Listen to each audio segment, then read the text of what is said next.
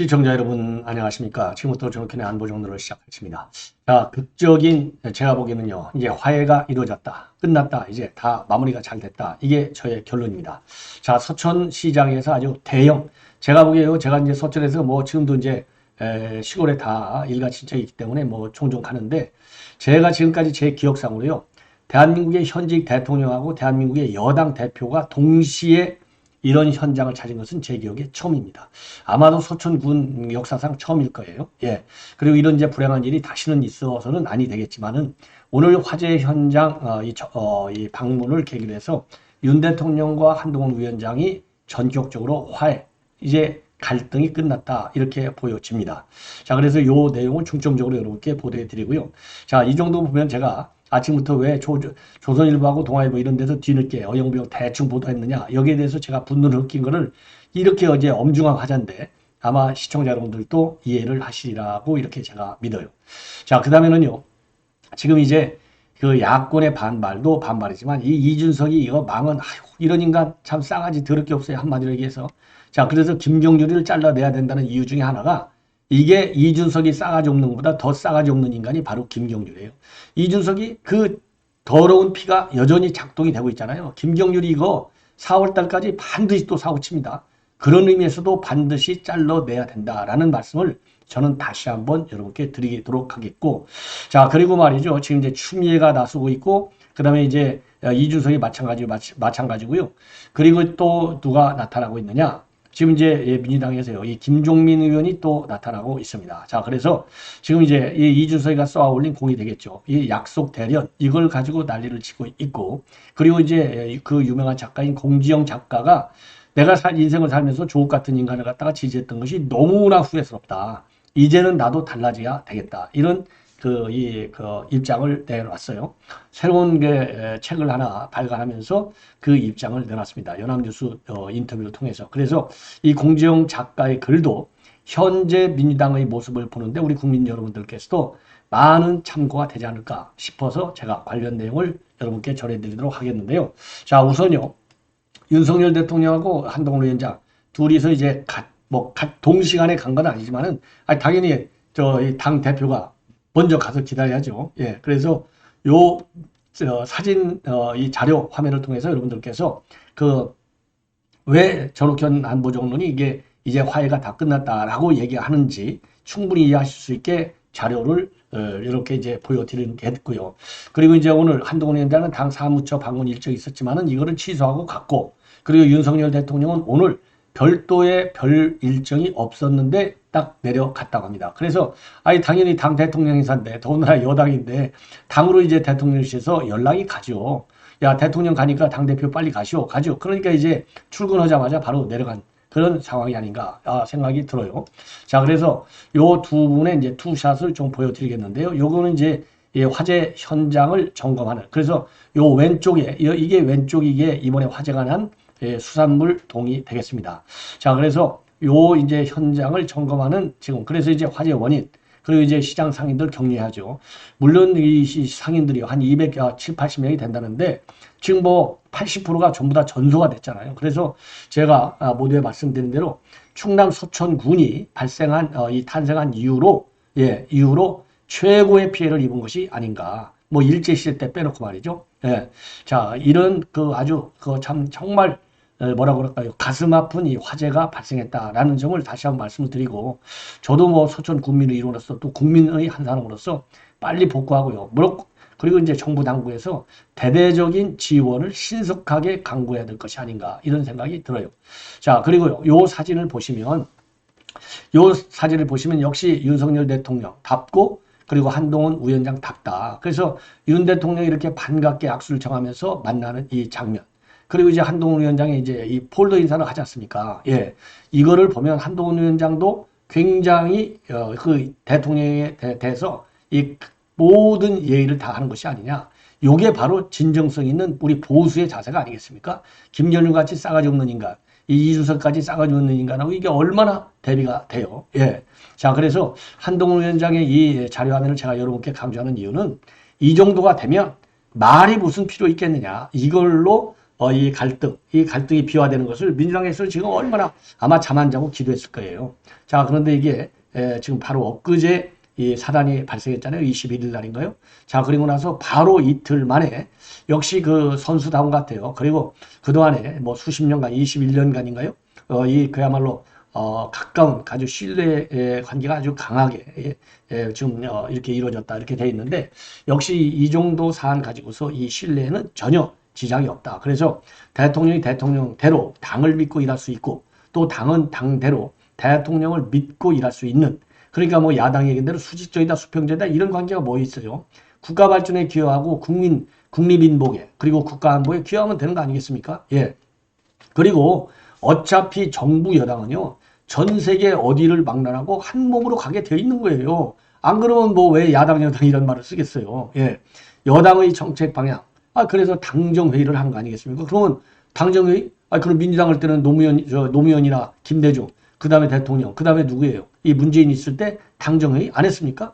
그러면 그때는 그러면 수평적 관계였습니까? 아니잖아요. 예.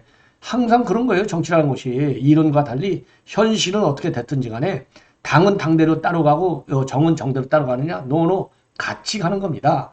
뭘 위해서? 국가 발전과 국민 그야말로 이 행복을 위해서. 예.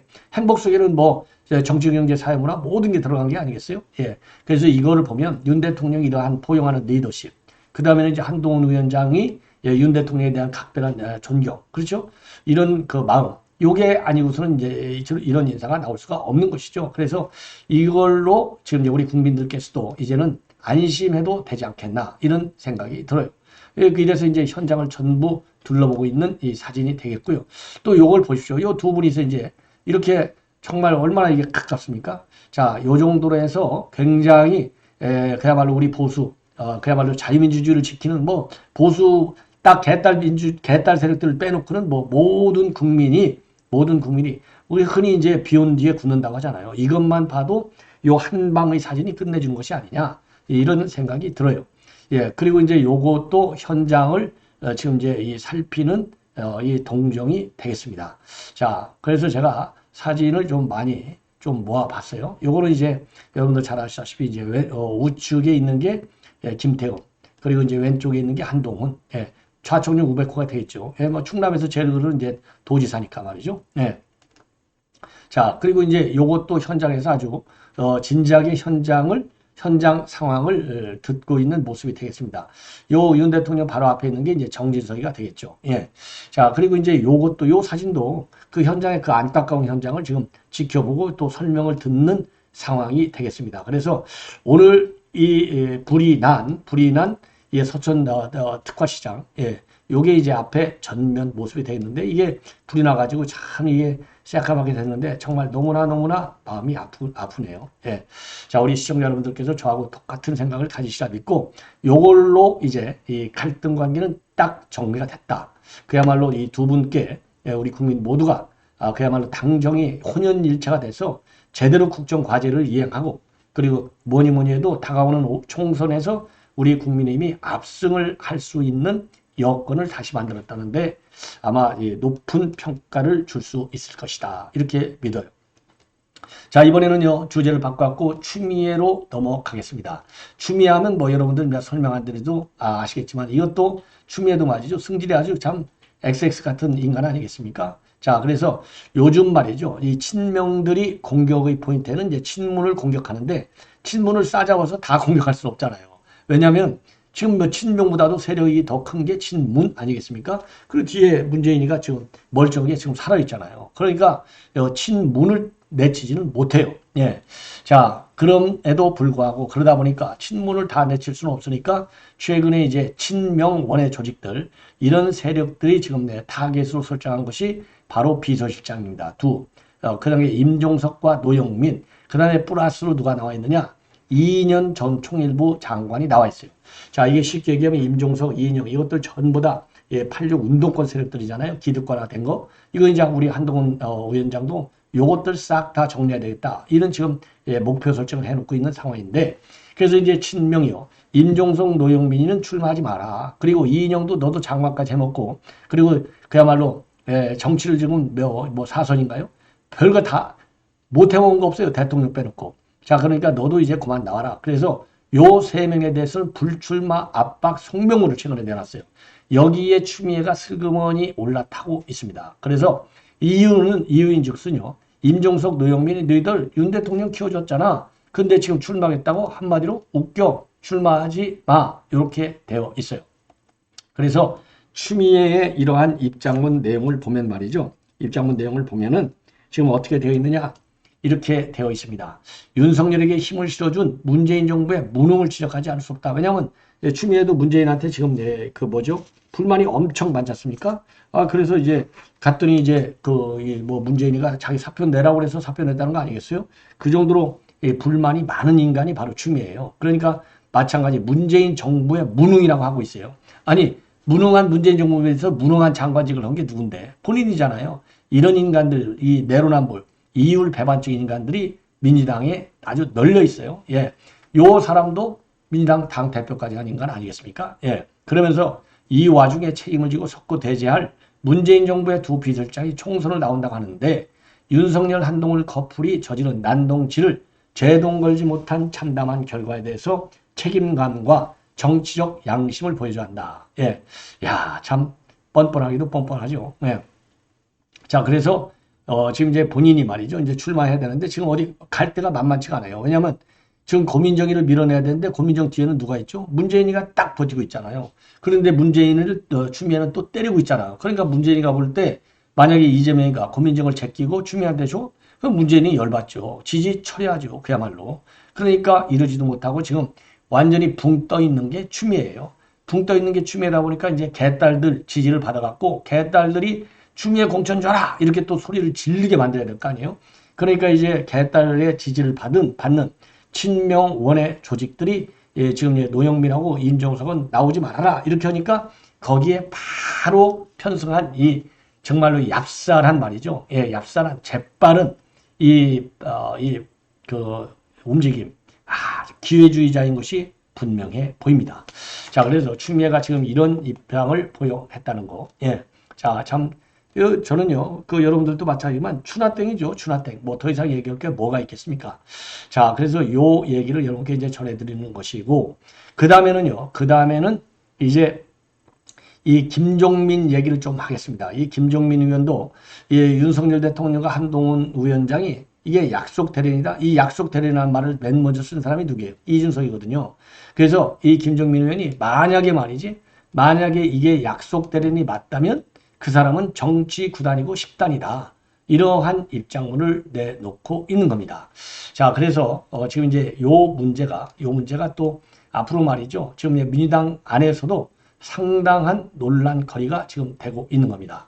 자, 그래서요. 이거는 아니 이게 어떻게 약속 대련이에요? 자, 그래서 요 얘기 이제 김종민이는 그게 맞으면 정치 집단이야 이런 얘기를 한 거예요. 오늘 이제 어제죠 MBN에 나와가지고 그러니까 김종민 의원은 이게 가능성은 별로 없는데 만약에 실제로 이준석이가 얘기한 대로 약속되려면 한동훈, 윤석열 두 분은 정치 집단의 정치 타짜다.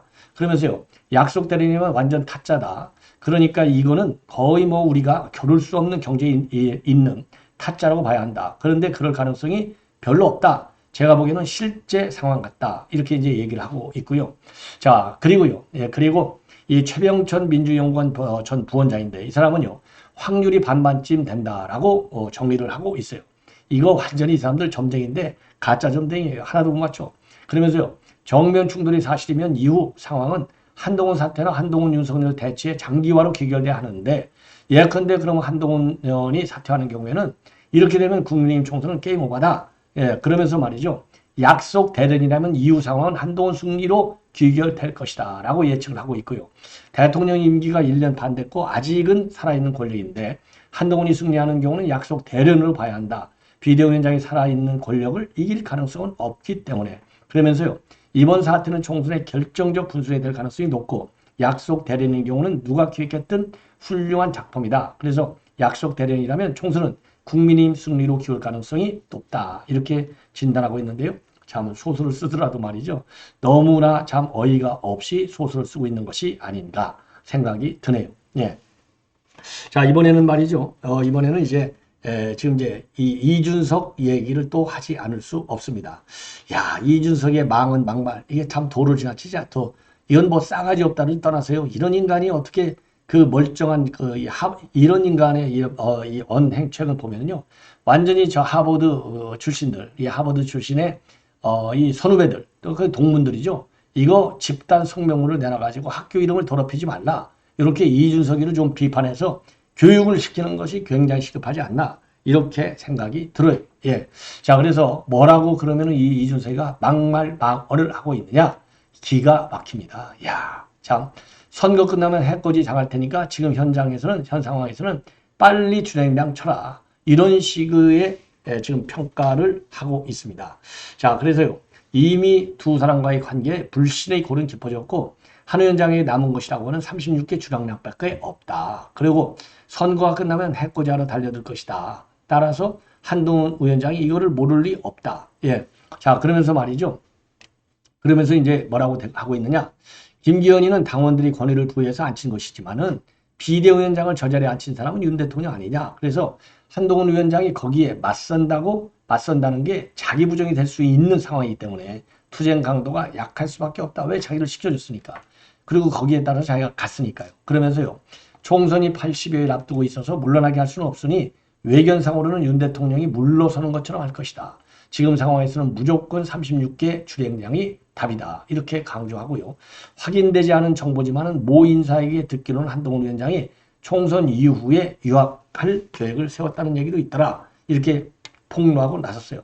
그러면서요. 한동훈 위원장이 궁중암투나 삼국지에 나올 법한 정치는 하지 않겠다고 했지만은 지금 벌어지는 일이 정확히 궁중암투다. 그래서 국민들은 관심도 없는데 자기들끼리 권력 갖고 싸우고 있고 이런 상황이 앞으로도 더 많을 것이다 라고 전망하고 있는데요.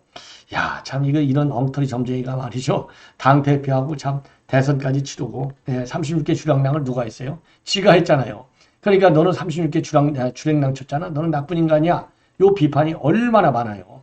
그러니까 이제 자기 36개 요 이미지를 갖다가 싹 뭘로 덮으려고 한동훈 위원장의 주량량으로 덮으려고 주량량치라고 이렇게 선동질을 하고 있는 망은 막말을 하고 있는 이 이준석이 야 이거 어떻게 좀 손을 볼 수 없을까요? 참 답답합니다. 예, 자 이 정도로 해서 지금 이제 대표적으로 지금 이제 김종민 이준석 추미애 요 관련 다른 내용을 말씀을 드렸고 마지막으로 이제 그 유명한 공지영 작가가요. 자 변심을 진짜로 한 건지 안 한 건지 저도 잘 모르겠는데 저는 뭐 한번 좌파는 뭐 상황에 따라서 이제 바뀌어갖고 정말로 제대로 바뀌는 사람이 있는가 하면 대부분이 언젠가 변신해요. 예, 변심합니다. 그래서 공정위가 말이죠. 공정 작가가 과거에 조국을 그렇게 응원했는데 조국 하는 거 보니까 너무나 실망스럽더라. 그래서 그런 사람이 될 거라고는 상상도 못했다. 그래서 이제 한마디로 이제 조국 자기 좋아하지 않는다 이거죠. 또 말하자면 이제 결별을 선언한 겁니다. 그러면 이제 판 자체가 그러니까 이제 지금 좌파의 몸이 실려 있다가 우파로 넘어왔느냐? 아, 그건 아니라는 거예요. 그건 아니고 사안에 따라서 내 입장을 그때그때 얘기를 하겠지만은 내가 우파로 전향하는 것은 아니다. 또 딱 선을 긋고 있어요. 아니 뭐 이거야 지 맘이죠. 자 그래서 요 공지영 작가의 이 발언이 지금 언론의 회자가 되고 있습니다. 자 그래서요 이 공지영 작가 이 발언과 관련해서 조금 자세하게 말씀을 드리면 자 이게 말이죠. 최근에 공지영 작가가요. 책을 하나 썼다고 합니다. 자, 책을 써가지고 이제 그 책과 관련해서 조선일보 인터뷰를 통해서 밝힌 내용이 되겠습니다. 자, 그래서요, 이 공지영 작가의 이러한 발언, 요거가요, 지금 제 언론에 회자가 되고 있네요. 예. 그래서 요 내용을 여러분께 제가 좀 자세하게 말씀을 드리고 싶은데, 이 공지영 작가가 쓴 책이 뭐냐면요, 공지영 작가가 쓴 책이 말이죠. 이런 책이에요. 너는 다시 외로워질 것이다. 이런 책. 제가 이제 여러분께 요 요 사진을 하나 여러분께 이제 보여드리도록 하겠습니다. 그러면 이런 책을 썼구나. 이제 바로 감이 잡히실 것 같아요. 그래서 요 대목이 바로 이제 백문이 불여일견이 아니냐. 이렇게 생각이 드는데, 요 책자를 제가 잘 보면요. 공지영 산문 해가지고요. 너는 다시 외로워질 것이다. 예, 너는 다시 외로워질 것이다. 자, 그러면서 삶은 존재를 쪼개는 듯한 고통 끝에서야 바뀐다. 1000번 별이 지고 뜨는 동안 침묵했던 작가 공지영길을 떠나다 세상의 소란이 아닌 고독의 한가운데서 스스로를 대면하고 다시 나아갈 힘을 얻기까지 순례의 시간들 해가지고요. 이 공정작가가 그야말로 이제 중동 쪽 순방을 한 것 같아요. 예, 순례를. 자, 그러면서 얻은 이제 이 느낌, 그렇죠? 요거를 가지고 새로운 이 책을 썼다는 겁니다. 너는 다시 외로워질 것이다. 야, 그래서 이 책을 썼는데, 너는 다시 외로워질 것이다. 이 너는 공정작가 본인을 얘기하는 거예요. 저 3자들이. 그래서 이 공정작가가 이제 조국을 지지하다가 조국을 철회했잖아요. 그러니까 요거를 이러한 공정작가를 배신자라고 낙인 찍고 손가락질 해도 소수가 되는 것을 두려워하지 말자면서 스스로에게 던지는 다짐, 이런 표현으로 너는 다시 외로워질 것이다. 이렇게 제목을 정했다는 겁니다. 그러면서 이제 애들도 다 컸고 책이 안 팔리면 안 팔리는 대로 하고 싶은 걸 좀 하면서 살고 싶다. 그래서 누구 편에도 서지 않으니 생각하는 대로 생각나는 대로 말하면 되는 것이고 내가 틀릴 수도 있으니까 그만큼 자제도 하게 되는 것 아니냐. 그래서 이 책은 어떻게 해서 쓰게 되냐면요. 2022년도 예루살렘 순례 여정 중에 공정작가가 얻은 삶의 메시지와 영성을 전하는 내용이라고 합니다. 그래서 이스라엘과 팔레스타인을 가르는 높다른 장벽과 철조망을 마주하면서 요르단부터 예루살렘에 이르는 과정을 통해서 고독, 옳고 그름, 고통, 행복, 보편적인 우리네 삶의 주제에 천착을 했다는 겁니다. 자, 그래서요, 이제 책을 써놓고 이 책과 관련해서 이게 3년 만에 새롭게 써낸 신작 에세이라는 거예요. 야, 그래서 여기에서요 86세대에 대한 반성문을 썼다고 그래요. 그래서 이 연합뉴스에 나온 보도 내용을 보면은 이렇게 언급을 하고 있어요. 소셜 미디어를 통해서 열렬하게 옹호했던 한 사람이 내가 이전까지 생각했던 그 사람이 아니라는 것을 깨닫겠다. 이게 조국을 얘기하는, 조국이 얼마나 참 나쁜 사람이니까. 꿈에도 생각하지 못한 조국을 보고 이제 실망이 크다는 얘기예요. 그래서 그런 사람일 거라고는 정말 꿈에도 상상을 못했는데 꽤 오랜 친분이 있었기 때문에 배신감은 더 컸다. 욕을 먹으면서도 그를 감쌌던 건 당시로서는 나름의 애구이고 희생이었는데 내가 아무것도 모르고 떠들었구나. 이런 생각이 지금 든다는 거예요. 그래서 나중에 가오가 드러났을 때 그가 미안하다, 잘못했다. 이런 한마디만 했어도 이렇게 실망하지는 않았을 텐데, 예, 않았을 텐데 정말 한마디로 너무나 실망이 컸다는 것이죠. 예. 그래서 그 당시에도 이제 진중권 교수하고 설전을 많이 했는데 진중권 교수는 이제 조국이 틀렸고 나쁜 놈이다 이렇게 얘기했는데 본인은 그게 아니다 이렇게 이제 감쌌던 거. 이걸 지금 생각해 보니까 진중권 교수에게 미안해 죽겠다 이러한 입장을 내보이고 있습니다.